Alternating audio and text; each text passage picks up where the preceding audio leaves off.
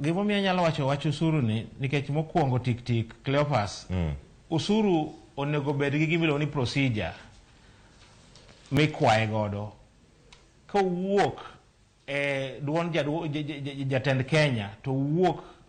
ko demand kendo ko wacho weche moko ma strong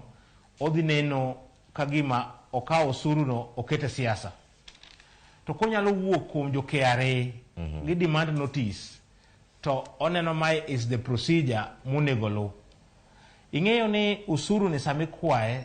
you don't okiti gi that authority kitemo keto siasa marach kuom jomoko to usuru ni isemiyo jomoko telo jogi ma piny to ng'ani dak chul usuru e kamano nyalo kelo kaka nyakonyo Kenya marwa to kwa kete ni deputy president wacho wachne, president wacho wachne, former president wacho wachne, ker Azimio leaders be wacho wachgi ma nyalo affect chudo mar usuru mar Kenya waka. Erokamano ahinya mak parono gi kanyo dogo mondo mi wadhi nyime kod twak